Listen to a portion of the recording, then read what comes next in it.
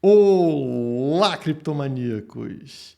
O que está acontecendo? Começou uma guerra pelo Bitcoin, uma disputa pelo Bitcoin. Nós temos o Arizona tentando legalizar o Bitcoin, tornar o Bitcoin moeda de curso legal nos Estados Unidos. Ao mesmo tempo, o Texas está numa disputa com a Rússia para ver quem consegue atrair mais mineradores, e até o Brasil entrou nessa história. O pessoal lá do Rio de Janeiro, os políticos do Rio de Janeiro, falaram que vão comprar Bitcoin e não importa o preço, porque Bitcoin é o futuro e é o que vai resolver o problema da inflação. Será que os políticos ficaram malucos? O que vai acontecer com toda essa disputa pelo Bitcoin? É o que a gente vai discutir logo após a vinheta. E o preço subindo.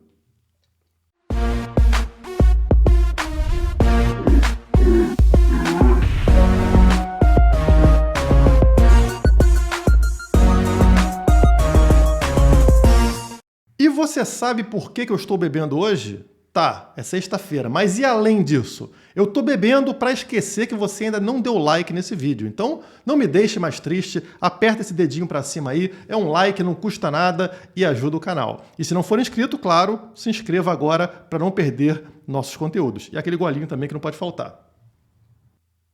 Olha, quando saem diversas notícias maravilhosas com relação ao Bitcoin, vários países se interessando pelo Bitcoin, vários estados ali interessados em comprar Bitcoin, o que o governo federal de um grande país como os Estados Unidos deve fazer? Bom, eles precisam criar um FUD, como a gente fala, né? Algum boato sobre criptomoedas, sobre Bitcoin, que derrube o mercado. É assim que eles fazem uma manipulação. Eles falam que não gostam de manipulação de mercado. Na verdade, quem faz manipulação de mercado é o próprio Estado. Então não seria nenhuma surpresa se em breve sair alguma notícia muito negativa com relação ao Bitcoin. E pelo jeito, isso pode mesmo acontecer. Como vocês podem ver aí na tela, tá aí o Twitter do Nick Carter, que é um cara relevante na comunidade Bitcoiner, né, e de criptomoedas. Então ele tem aqui, ó, cerca de 300 mil seguidores no Twitter, é um cara conhecido.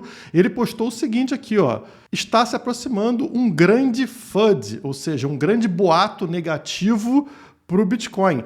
E ele não explicou muito além disso. Ele só coloca uma próxima mensagem falando que nesse caso não é somente um FUD. Às vezes, uma notícia ruim é verdadeiramente uma notícia ruim. Então pode não ser somente um FUD, né, só um boato, e sim algo real, realmente uma notícia negativa. O que pode ser? O que poderia abalar o Bitcoin nesse momento, além de tudo que a gente já passou, né?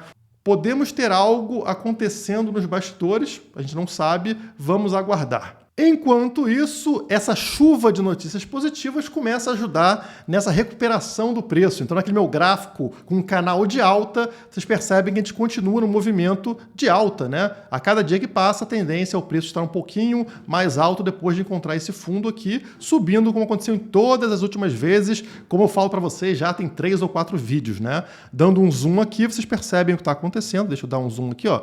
O preço, nesse momento da gravação, está em 37.800 dólares, mais ou menos, né? E eu queria pegar esse gráfico similar ao meu, vocês podem ver o canal aqui, né, acontecendo, pegando os dois topos de 65 mil e de 69 mil dólares, e lá embaixo você tem a parte de baixo do canal, onde o preço encostou e voltou a subir, exatamente igual ao meu gráfico, mas puxando essa parte de baixo até o topo de julho de 2019. Foi aquele momento onde o preço foi nos 13.600 dólares, se não me engano, né? E voltou a cair a partir dali. E aí o que acontece? Ele coloca essa parte de baixo do canal como resistência nesse momento, e um rompimento acontece aqui em 2020. Vocês percebem que o preço sobe, ele encontra a resistência no mesmo ponto, né, nessa mesma linha amarela, volta a cair, na segunda vez rompe e vai lá em cima pegar os 65 mil dólares. Desaba, faz suporte exatamente sobre esse canal aqui, a parte de baixo do canal, volta a subir, pega nos 69 mil dólares, no topo do canal, e agora desabou até pegar aqui embaixo, nos 33 mil dólares, na parte de baixo desse canal, e está subindo agora acima dos 37 mil dólares. Portanto, o que a gente está vendo nesse gráfico é que esse canal realmente está se comprovando um suporte difícil de ser rompido nesse momento, tá? Ele vem sendo respeitado há bastante tempo, desde 2019. Isso é positivo para a gente, né? Indica para a gente que, mais uma vez, a tendência maior seria de subida de preço, como aconteceu em todas as vezes que ele usou esse canal como suporte. É algo que dá um alívio um pouco maior para a gente, né? E quem comprou aqui nesses pontos lá no passado se deu bem. Isso não é uma certeza de acontecer, mas enfim, a gente fica um pouquinho mais aliviado. Outra coisa que eu trouxe para vocês é uma postagem do Plan B, o criador do Stock to Flow, lá em 2018. Olha a data aqui, ó, 20 de dezembro de 2018. E ele estava fazendo graça aqui, ó. Bitcoin está morto, bolha, espiral da morte. Adivinhe quem está comprando agora? Ele estava comprando, né?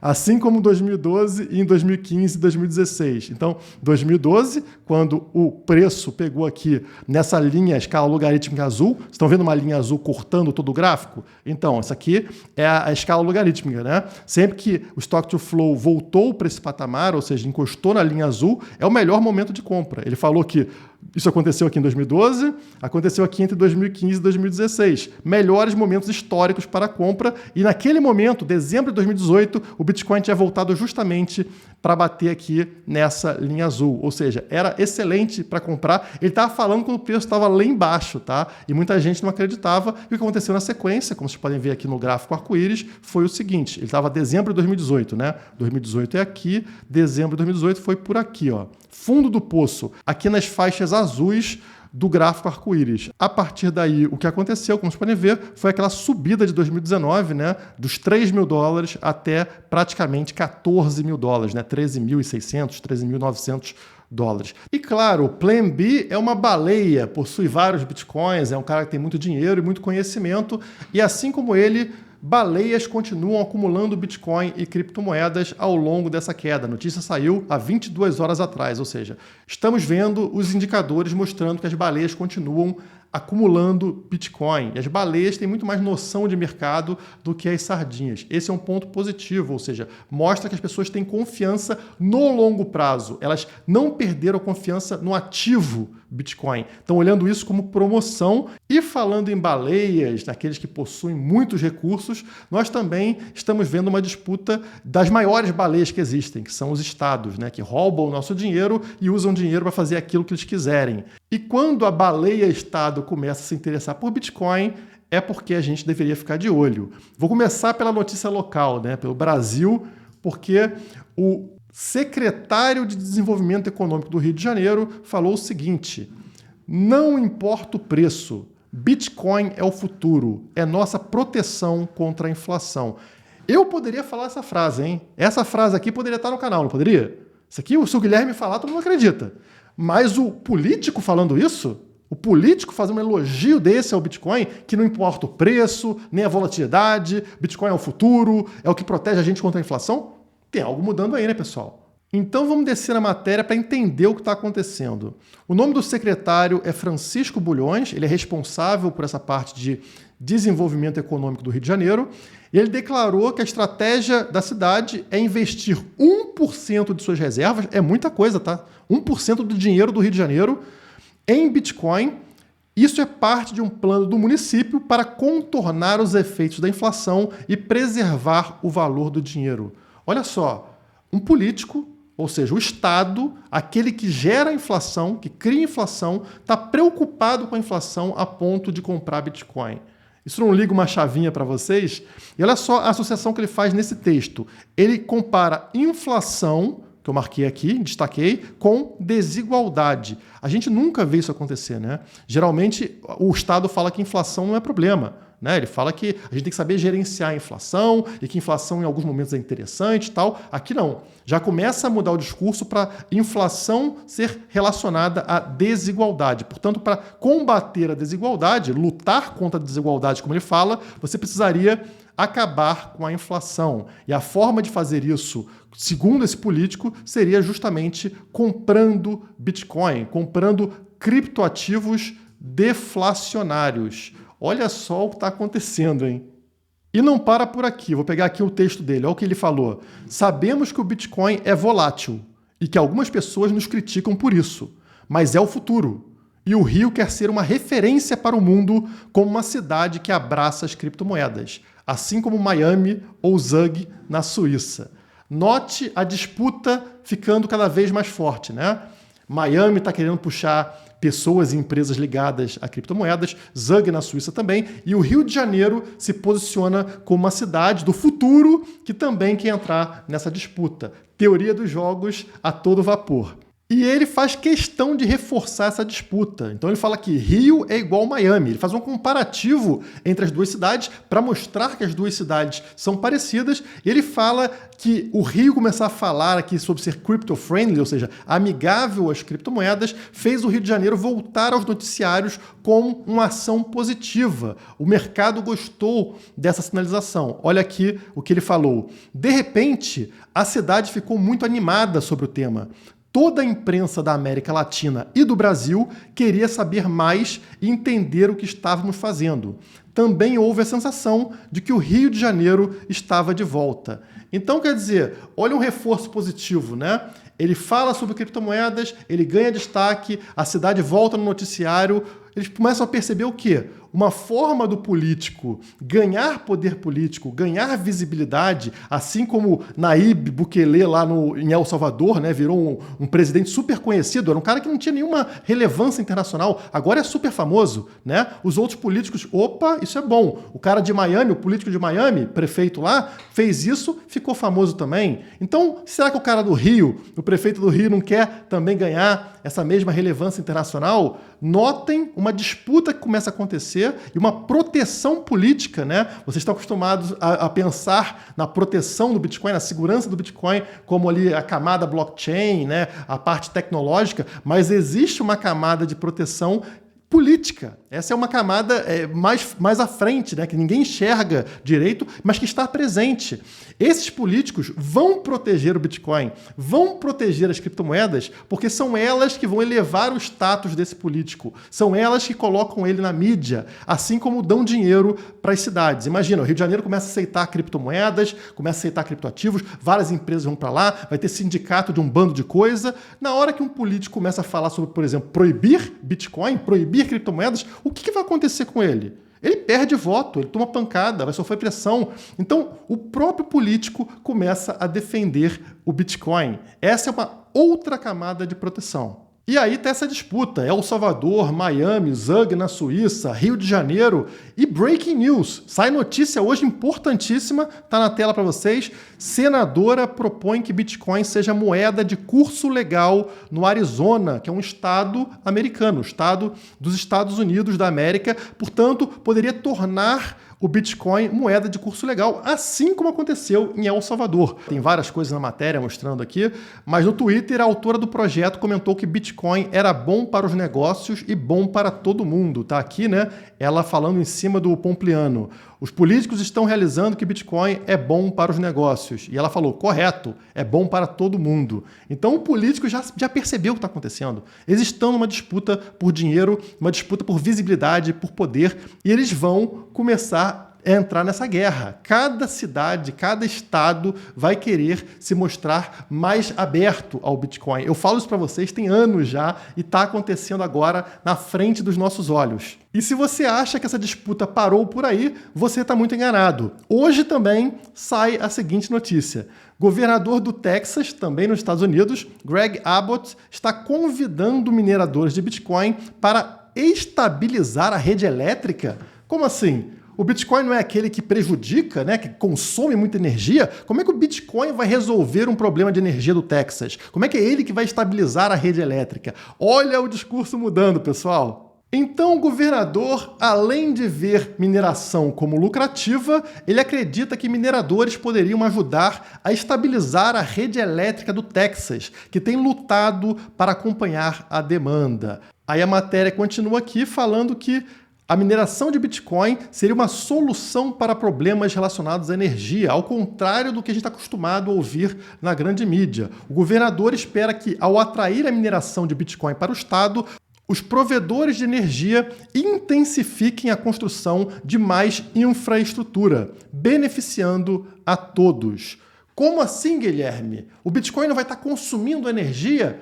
Exatamente, mas pense comigo, se está faltando água numa região, tá? Deu um problema lá, um acidente, e aí falta água para você beber, água para tomar banho em determinada região. Como é que você resolve esse problema? Proibindo pessoas de beber água?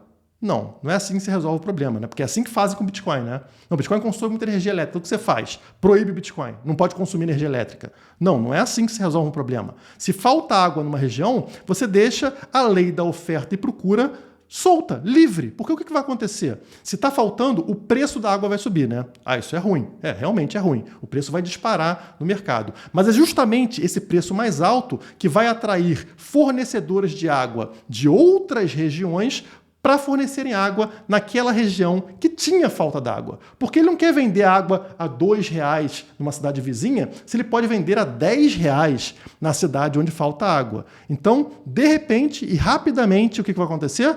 Esses fornecedores vão encharcar aquele local sem água de fornecimento de água. O que acontece com o preço? O preço cai, o preço despenca e volta à normalidade. A mesma coisa se aplica no Texas com relação à energia elétrica.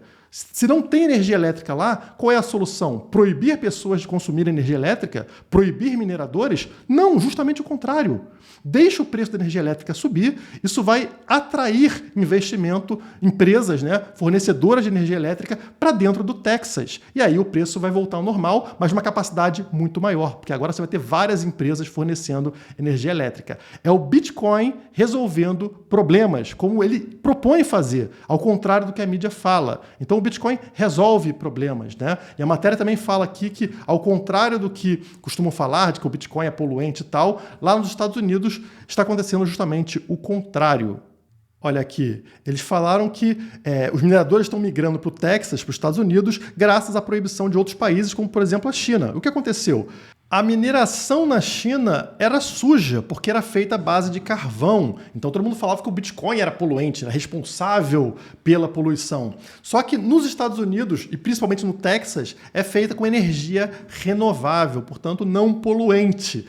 E esse discurso ele vai mudando. Então o Bitcoin ajuda a trazer infraestrutura de energia, né, de fornecimento de energia elétrica para as regiões e não polui. Olha que maravilha. E mais um começando a entrar nessa disputa pelo Bitcoin, pelo mercado de Bitcoin. Não para de acontecer. E continuando na mesma disputa, né, numa guerra fria aqui entre Estados Unidos e Rússia, Vladimir Putin, presidente russo, disse: Rússia tem vantagens ao permitir a mineração de Bitcoin. Ele apresenta aqui a Rússia como um país ideal para a mineração, né? Energia barata, energia limpa, sei lá o que, sei lá o que, sei lá o que. Vários pontos aqui para mostrar para os mineradores que lá é uma região melhor do que o Texas, do que os Estados Unidos. Então, estão todos de olho. É Brasil, é El Salvador, é Rússia, é Estados Unidos, é Suíça.